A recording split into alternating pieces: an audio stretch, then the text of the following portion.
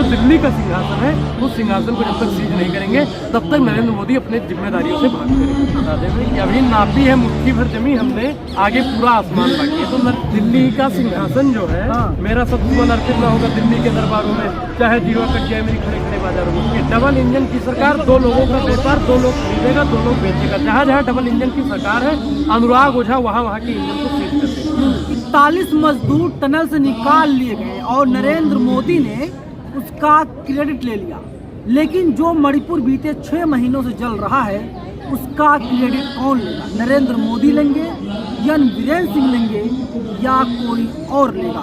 क्योंकि सवाल बहुत ही ज़्यादा बड़ा है। मेरे साथ अनुराग ओझा हैं। अनुराग ओझा, किसे क्रेडिट दिया जाए जलते सुलगते मणिपुर पूरे मामले में? देखिए, अगर जो सुरंग से निकले मजदूरों का क्रेडिट प्रधानमंत्री नरेंद्र मोदी जी लेते हैं तो मेरा मानना है कि मणिपुर जल रहा है उसका भी क्रेडिट प्रधानमंत्री जी को ही लेना चाहिए। लेकिन प्रधानमंत्री नरेंद्र मोदी अपनी जिम्मेदारियों से कहीं ना कहीं बच रहे हैं। प्रधानमंत्री नरेंद्र मोदी इसलिए बच रहे हैं कि वो चाहते हैं कि कहीं अनहोनी हो, कहीं कुछ गलत हो तो उसका क्रेडिट वहाँ के मुख्यमंत्री, वहाँ के स्थानीय प्रशासन या स्थानीय लोगों को, और जहाँ पे वाहवाही लूटना हो वहाँ का क्रेडिट। ये बेईमानी है और इस बेईमानी के लिए लड़ने के लिए हम लोग सदैव तत्पर हैं, क्योंकि प्रधानमंत्री नरेंद्र मोदी का जो दोहरा चरित्र है ना उसे हम भी जानते हैं और आप भी जानते हैं और देश की एक एक जनता जानती है कि प्रधानमंत्री नरेंद्र मोदी का दोहरा चरित्र। अरे आप मोदी जी को क्रेडिट खोर बोल रहे हैं। बिल्कुल, मैं क्या करूँ कि अगर आप सत्य के साथ में हैं, अगर आप हमेशा फोटो खिंचवाना या फिर आप हमेशा वाहवाही, अरे नरेंद्र मोदी कैमरे से नहीं चमकते, उनका काम बोलता है पूरी दुनिया में। वही तो मैं बोल रहा हूँ कि आप कैमरे से नहीं चमक रहे, अच्छी बात है, लेकिन आप मणिपुर क्यों नहीं गए, ये तो गलत बात है। डबल इंजन की सरकार है। देखिए, डबल इंजन की सरकार, 2 लोगों का व्यापार, 2 लोग खरीदेगा 2 लोग बेचेगा। जहाँ जहाँ डबल इंजन की सरकार है अनुराग ओझा वहाँ के इंजन को सीज कर देगा। न रहेगी बांस न बजेगी बांस। कोई इंजन सीज होने वाला नहीं है। देख लेगा साहब, कम से कम 100 हॉर्स पावर का एक इंजन होगा। बता दें कि अभी नापी है मुट्ठी भर जमी हमने, आगे पूरा आसमान बाकी है। तो नरेंद्र मोदी के इंजन को, अभी तो मणिपुर के इंजन को हम सीज करेंगे, जितने भी 5 राज्यों में चुनाव है वहाँ का इंजन सीज करेंगे, और दिल्ली के इंजन को 24 से हम लोग सीज करके यहाँ तो केजरीवाल है। दिल्ली का सिंहासन जो है मेरा सब जीवन अर्पित ना होगा दिल्ली के दरबारों में, चाहे जीवा कट जाए मेरी खड़े खड़े बाजारों में। जो दिल्ली का सिंहासन है उस सिंहासन को जब तक सीज नहीं करेंगे तब तक नरेंद्र मोदी अपने जिम्मेदारियों से भाग करेंगे। अनुराग ओझा, मोदी सल्तनत को कोई नहीं हिला सकता। मैं इतना दूध नहीं पिलाया है। मुझे नहीं पता कि आपकी माँ ने कौन सा दूध पिलाया है, नरेंद्र मोदी की माँ ने कौन सा दूध पिलाया है, लेकिन मेरी माँ ने मुझे दूध पिलाया है कि सत्य की राह पर चलना है और मैं नरेंद्र मोदी के तमामों उन सिंहासनों को ध्वस्त कर दूंगा। एक चीज बताइए, मुगल यहाँ पे आए, उनकी सल्तनत कैसी थी?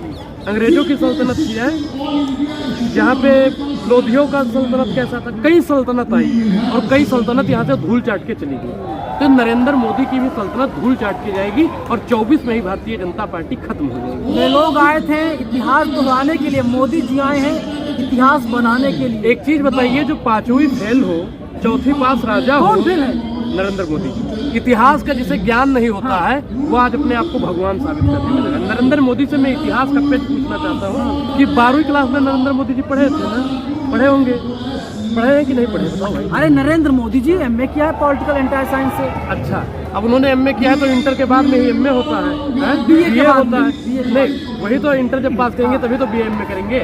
अब बताइए, हड़प्पा सभ्यता कब हुई थी? मोहनजोदाड़ो क्या था? नरेंद्र मोदी बता पाएंगे? पता ही नहीं होगा, क्योंकि इतिहास उन्होंने पढ़ा ही नहीं। अगर वो इतिहास पढ़ सकती है, मैं कितना पढ़ा हूँ ये सवाल आप मत पूछिए। नरेंद्र मोदी कितना पढ़े हैं ये सवाल आप। नरेंद्र मोदी को पता है A+B का होल स्क्वायर क्या होता है? नाली से गैस निकलता है। A² + B² इतना पढ़े, मैं बता रहा हूँ कि इतना मोदी जी पढ़े हैं भाई कि अगर नाली बह रही है ना तो उसमें से गैस निकलता है जिससे नरेंद्र मोदी जी चाय बनाया करते हैं। अगर नाली से गैस निकलता है तो सिलेंडर की तो जरूरत ही नहीं है साहब। नरेंद्र मोदी से ज्यादा पढ़े लिखे लोग इस देश में मौजूद हैं, आप भी उनसे ज्यादा ही पढ़े लिखे। और मैं गर्व से कहता हूँ, मैं नरेंद्र मोदी से ज्यादा पढ़ा लिखा हूँ, बीए कर रहा हूँ, नरेंद्र मोदी से ज्यादा पढ़ा लिखा। अरे उन्होंने एमए कर रखा भैया। अरे भाई, उन्होंने एमए कर रखा। बताइए, झूठ बोलने में उन्होंने एमए किया होगा, झूठ बोलने में उन्होंने पीएचडी कर रखी होगी, झूठ बोलने में उन्होंने पता नहीं कौन कौन सी डिग्री उनके पास में, लेकिन अगर वास्तविक में देखा जाए तो 5वीं की डिग्री नहीं दिखा सकते। नरेंद्र मोदी को मेरा खुला चैलेंज। कितने इंच की छाती है आपकी? मेरी तो भाई 35-40 इंच किससे कम नहीं हुई। उनकी 56 इंच की छाती है। मैं एक चीज आपको 56 इंच में कितना फिट होता है पत्रकार महोदय, आप भली भूति जानते हैं। तकरीबन एक फिट में 12 इंची होता है। 12×5 60। और छाती कितनी है? 56 है। 4 इंच यानी 4.5 फीट के आसपास। और भाई मेरी जो हाइट है मैं 5 फुट 9 इंच के आसपास हूँ, ठीक। और मेरे इसमें से 1.5 इंच निकाल, मतलब इतना मेरा, ठीक जो है इतनी छाती होगी। इतनी। अब आप कल्पना जरूर करिए, कि जिसकी छाती 4.5 फीट की हो उसकी शरीर कम से कम 20 फुट की होनी चाहिए, यानी अजान बाहु। अजान बाहु जानते हो कि नहीं जानते हो? आप नहीं जानते होंगे, शास्त्रों में है कि अजान बाहु जो थे उनका जो हाथ था ना साहब, घुटनों से नीचे रहता था। अब आप भगवान राम का माना जाता है। मैं बता रहा हूँ कि अजान बाहु जो थे उनका हाथ जो था वो घुटनों से नीचे रहता था। अब बताइए क्या नरेंद्र मोदी अजान बाहु है? अरे नरेंद्र मोदी साक्षात भगवान विष्णु हैं। मैं क्या कह रहा हूँ कि भगवान विष्णु है, वो आप लोग फोटो में दिखा दो, उससे कोई फर्क नहीं पड़ता है। अगर वो अजान बाहु है तो उनका हाथ घुटनों से नीचे होना चाहिए। और भगवान की आपने बात की, रामचरित मानस में भी लिखा हुआ है कि गुरु ग्रह गए पढ़न रघुराई अल्प काल विद्या सब पाई। और नरेंद्र मोदी पता नहीं कितना दिन पढ़े होंगे, तो अल्टारन पॉलिटिक्स साइंस में पता नहीं कौन कौन यूनिवर्सिटी की डिग्री ले आए हैं। अब उन्हें कम समय में भाई अधिक विद्या का प्राप्ति हो जाना चाहिए। मैंने कभी नहीं, मैं तो राम के बारे में बहुत कुछ जानता हूँ। राम ने तो कभी नहीं कहा कि गैस नालियों से गैस निकलती है, जब बादल पकड़ लेता है तो तीर धनुष काम नहीं करता है। नरेंद्र मोदी को कहना चाहिए, भगवान राम को कहना चाहिए ना, भगवान राम ने ऐसी लीलाएं कभी नहीं की, क्योंकि भगवान राम भी जानते हैं कि ये सब गलत। प्रधानमंत्री नरेंद्र मोदी आज जो भी कर रहे हैं वो सब एक दिखावा है, फर्जी बकवास। अरे बकवास साफ कर रहे हैं। जोधपुर के घी से रामलला की महाआरती की जाएगी, 600 मैं क्या करूँ कि देश भर में आप आरती करो, देश भर में आप पूजा पाठ करो, उससे मुझे दिक्कत नहीं है, लेकिन आप देश भर में रोजगार दो। जितना दिया जलाने की बात कर रहे हैं ना, अगर उतना नरेंद्र मोदी रोजगार दे दें भारत में। देशद्रोही हैं, आप देशद्रोही हैं और क्या? अरे आपकी हिम्मत कैसे हुई मोदी जी की? आप सर्टिफिकेट बांटोगे कौन देश मोदी के खिलाफ बोलोगे? एक चीज बताइए, मैंने नरेंद्र मोदी के खिलाफ में क्या बोला? मैंने कहा कि जितना वो दिया जला रहे हैं जोधपुर में, उतना ही अगर रोजगार दे दे अनुराग ओझा। अरे नए भारत के राष्ट्रपिता है मोदी जी। वो धनखड़ साहब ने जो प्रतिक्रिया की है, मैं उपराष्ट्रपति का एक गरिमा होता है, उस पर मैं कुछ बोलना तो नहीं चाहता हूँ, लेकिन आज बोलने पर मैं मजबूर हूँ। उन्होंने अपनी गरिमा की सारी सीमाओं को लांघ दी, बेहिसाब हसरतें पाल दी उनके लिए, जिनके लिए उन्होंने सारी हदें पार कर दी। एक दिन वो आके कह देंगे जरा हद में रहो, तो धनखड़ साहब को भी कह देंगे हद में रहो, फालतू का आप बात नहीं। लेकिन लोग टीआरपी लेने के लिए, प्रधानमंत्री का चढ़ चमकम करने के लिए पता नहीं क्या क्या बोल देते हैं। जैसे आप भी बोला करते हैं, कंगना रनावत भी बोला करती है, और भी लोग बोला करते हैं, लेकिन कंगना रनावत ने भी कहा कि जब से नरेंद्र मोदी से मैं मिली हूँ मेरी फिल्म फ्लॉप हो रही है। मतलब साफ है, साफ बनो। मैं 41 मजदूर पे ही फिर बात करूँगा कि वहाँ पे निकल तो आए, ठीक, वहाँ पे प्रधानमंत्री नरेंद्र मोदी श्री नरेंद्र मोदी ना होते, डबल इंजन सरकार ना होती तो 41 मजदूर निकलते रहे। और देखिए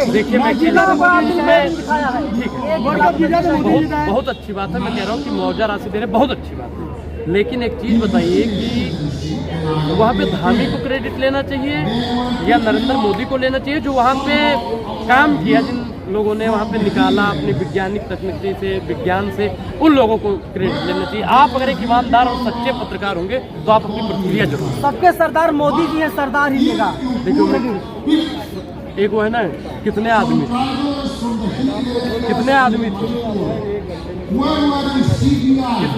थे, सरदार आदमी तो बहुत। क्रेडिट कौन लेगा? मैं लूंगा। गब्बर सिंह देखिए ना, गब्बर जो था 16 में, काम लोग करते थे, काम लोग करते थे और क्रेडिट कौन लेता था? गब्बर, यानी सरदार जो नरेंद्र मोदी।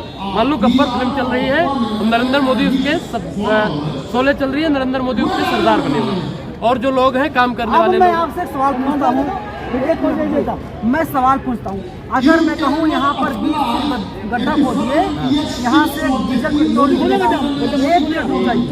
अगर मैं कहूँ कि यहाँ पर गड्ढा खोदिए 20 फीट गहराई तक जाएंगे, पेट्रोल मिलेगा, तो जरूर आपने जरूर आपने यूनिवर्सिटी से सवाल सुनाइए।